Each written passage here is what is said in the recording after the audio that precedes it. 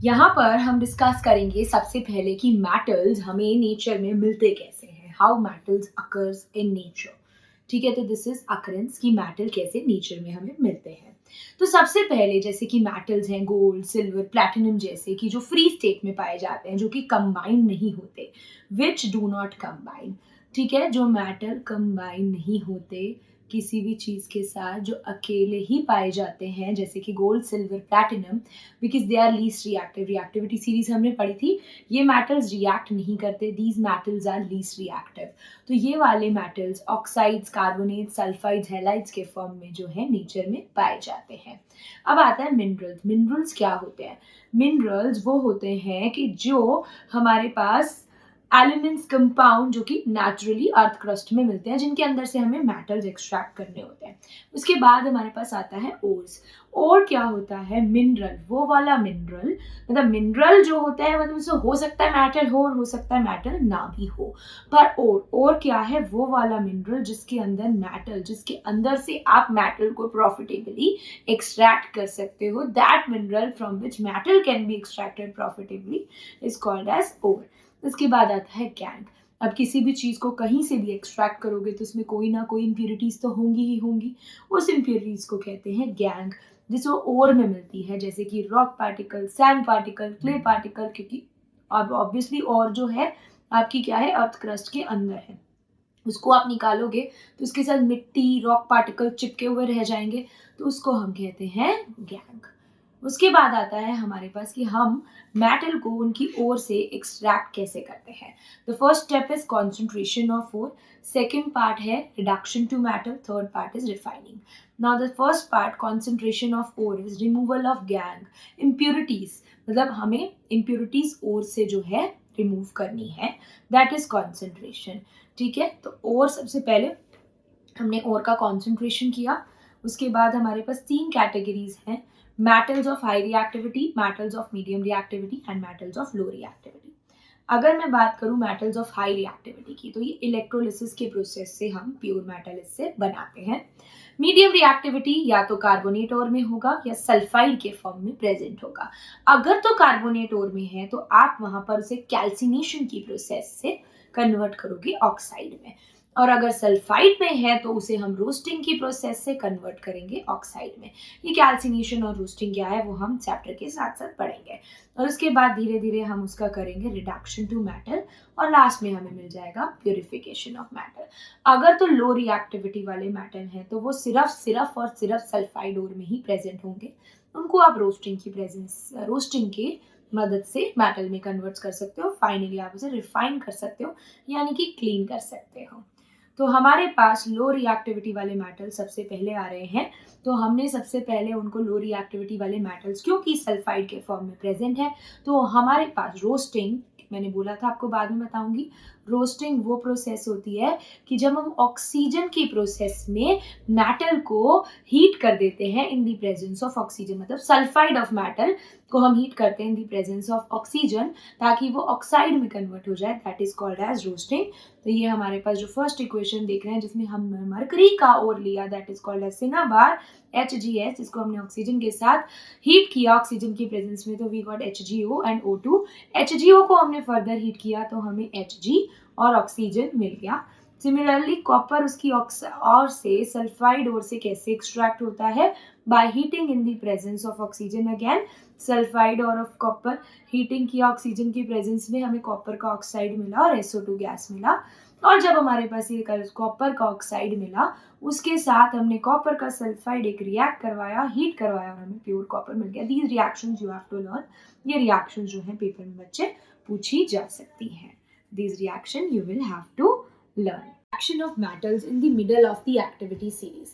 Middle में लाई करने वाले मेटल हैं जिंक, आयरन और लेड। ये ऐसे मेटल्स हैं जो हमारी रिएक्टिविटी सीरीज के बीच में लाई करते हैं, जिंक, आयरन एंड लेड। तो ये ज्यादातर ऑक्साइड, सल्फाइड और कार्बोनेट ओर्स की तरीके से नेचर में हमें मिलते हैं। अगर हम बात करें कि हमें सारे मेटल्स को ऑक्साइड से किस में कन्वर्ट करना होता है, सल्फाइड और कार्बोनेट में। क्यों? क्योंकि हमारी सल्फाइड और कार्बोनेट से सभी हमें मेटल की ओर्स को कन्वर्ट करना होता है ऑक्साइड्स में। क्योंकि उससे हमारी एक्सट्रैक्शन क्या होती है, ईजी हो जाती है। तो यहाँ पे हम क्या करते हैं, सल्फाइड और कार्बोनेट ओर से सभी ओर्स को कन्वर्ट करते हैं ऑक्साइड्स के अंदर, और ऑक्साइड से हम फर्दर मेटल में कन्वर्ट करेंगे, और जो मेटल मिलेगा वो उतना प्योर नहीं होगा, फिर हम उसे रिफाइन करके प्योर मेटल में कन्वर्ट कर लेंगे। तो सबसे पहले हम बात करते हैं एक ऐसे मेथड की जिससे हम मेटल के सल्फाइड को कन्वर्ट कर सकते हैं मेटल के ऑक्साइड में। उस मेथड को हम कहते हैं रोस्टिंग। रोस्टिंग एक ऐसा मेथड है जिसके अंदर हम ओर को, मेटल की ओर को in the presence of oxygen sulphide ore से किस में कन्वर्ट करते हैं बेटा, ऑक्साइड ओर में। जैसे जिंक सल्फाइड, जिंक सल्फाइड को हम ऑक्साइड में कन्वर्ट करते हैं by heating it in the presence of oxygen, by heating it in the presence of oxygen, ठीक है। तो by heating it in the presence of oxygen, and this method is called as roasting, जिसमें आप sulphide को किस में convert कर देते हो, ऑक्साइड ओर के अंदर, और हमारा एक्सट्रैक्शन फर्दर मेटल का ऑक्साइड ओर से होता है। Calcination, C for calcination and C for ही कार्बोनेट, मतलब जो कार्बोनेट वाली ओर को हम ऑक्साइड में कन्वर्ट करते हैं वो हम किससे करते हैं बच्चे, by using calcination. Calcination in the absence of oxygen होता है, जैसे roasting was taking place in the presence of oxygen, calcination is taking place in the absence of oxygen। तो यहाँ पर हम सल्फाइड ओर को किस में कन्वर्ट करते हैं, ऑक्साइड में, बट यहाँ पर हम हीट यूज कर रहे हैं इन लिमिटेड सप्लाई और इन दी एब्सेंस ऑफ ऑक्सीजन। तो यहाँ हम कार्बोनेट ओर को ऑक्साइड ओर में कन्वर्ट कर रहे हैं। फिर फर्दर वो जो ऑक्साइड ओर है उसका रिडक्शन करते हैं। यहाँ पे कार्बन जो यूज किया गया है ये बहुत अच्छा रिड्यूसिंग एजेंट है, कॉमनली यूज रिड्यूसिंग एजेंट है कोक, ठीक है। तो ये हमारा काम करेगा as a reducing agent. Zinc oxide को किस में कन्वर्ट करेगा बच्चे, जिंक में। तो द मोस्ट फेमस क्वेश्चन, जो बहुत इजी क्वेश्चन है, जो पूछा जाता है, difference between calcination and roasting. Calcination वो प्रोसेस होता है बेटा जो एब्सेंस और लिमिटेड सप्लाई ऑफ एयर में करवाया जा रहा हो, और रोस्टिंग वो प्रोसेस होता है जिसमें हम sufficient amount of air supply करते हैं। ऑक्सीजन कैल्सिनेशन में रिक्वायर्ड नहीं होती, कार्बोनेट और को ऑक्साइड और में कन्वर्ट करने के लिए यूज किया जाता है। वहीं दूसरी ओर ऑक्सीजन रिक्वायर्ड होती है हमारे पास अगर हम यूज कर रहे हैं रोस्टिंग, जिसमें सल्फाइड और ऑक्साइड और में कन्वर्ट किया जा रहा है, ठीक है। तो यहाँ पर कैल्सिनेशन ज्यादातर कार्बोनेट और के लिए, हमने हाइड्रोक्साइड और नाइट्रेट नहीं पढ़ा तो आप चाहे रहने दीजिएगा इसे, पर ज्यादातर ऑक्साइड और के लिए यूज किया जाता है। वहीं दूसरी ओर हमारा रोस्टिंग यूज किया जाता है नॉन ऑक्साइड और के लिए। तो ये था हमारा कैल्सिनेशन एंड रोस्टिंग। अब हमारे पास आता है थर्माइट रिएक्शन। कुछ मेटल्स ऐसे होते हैं जैसे कि सोडियम, कैल्शियम, एल्यूमिनियम, जो कि as a reducing agent use किए जाते हैं दूसरे मेटल्स को उनके ऑक्साइड से ऑब्टेन करने के लिए।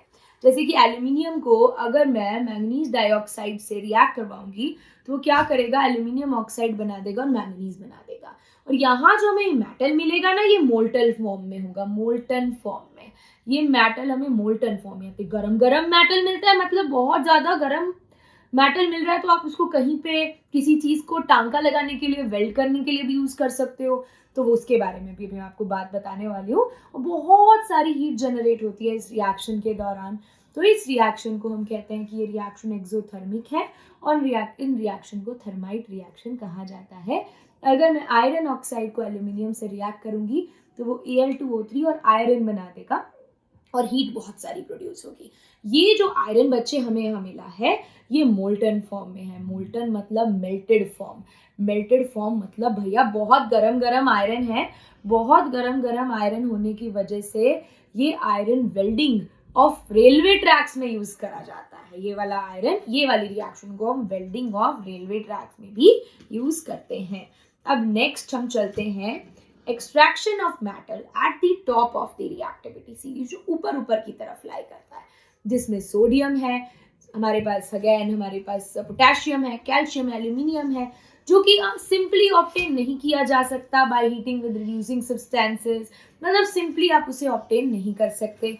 उनको ऑब्टेन करने के लिए हम यूज करते हैं कौन से मेथड का, इलेक्ट्रोलिसिस का। इसको हम ऑब्टेन करते हैं by using electrolysis. Electro means electricity, lysis means breakage, मतलब हम इलेक्ट्रिसिटी के यूज से इन मेटल्स को ऑब्टेन कर रहे हैं। तो यहाँ पर हमारे पास सोडियम क्लोराइड है। Sodium chloride is there. Sodium chloride के अंदर जो sodium positive Na positive ion है वो इलेक्ट्रॉन गेन कर रहा है और सोडियम मेटल बना रहा है, राइट। और वहीं हमारे पास Cl नेगेटिव आयन है, वो इलेक्ट्रॉन लूज कर रहा है और हमारे पास Cl2 बना रहा है, क्लोरीन गैस बना रहा है। अब हमारे पास जो सोडियम मेटल है बेटा, जो हमारे पास यहाँ सोडियम मेटल है, ये कहाँ ऑब्टेन होगा बच्चे? This metal is obtained at cathode and chlorine gas is obtained at anode. यहाँ पे हमने NaCl ले लिया, तो हमने देखा कि कैथोड हमारा नेगेटिवली चार्ज होता है इलेक्ट्रोलिसिस के दौरान और हमारा एनोड पॉजिटिवली चार्ज होता है। तो एनोड पॉजिटिवली चार्ज है, लॉस ऑफ जो इलेक्ट्रॉन्स होता है वो भी हमारा एक ऑक्सीडेशन ही होता है। तो यहाँ Cl नेगेटिव से Cl2 बन गया, लॉस ऑफ इलेक्ट्रॉन से, राइट। तो ये एनोड पे हमारे पास Cl2 गैस रिलीज हुई। वही हमारे पास कैथोड पे Na positive pay electron gain कर लिया, तो हमारे पास Na बन गया, सोडियम डिपॉजिट हो गया। कहाँ पे बच्चे? कैथोड के ऊपर सोडियम हमारा डिपॉजिट हो गया, ठीक है। तो ये हमारा इलेक्ट्रोलिसिस ऑफ NaCl था, राइट। तो इससे हमें सोडियम मेटल ऑब्टेन हो जाएगा which lies in the top of the reactivity series, मतलब जाएगा कहाँ पे? It is going to cathode and chlorine is going to anode. तो sorry, chlorine is going to anode and this is going to cathode, right. तो ये आपसे anode पे क्या बन रहा है, कैथोड पे क्या बन रहा है, ये क्वेश्चन भी पूछा जा सकता है।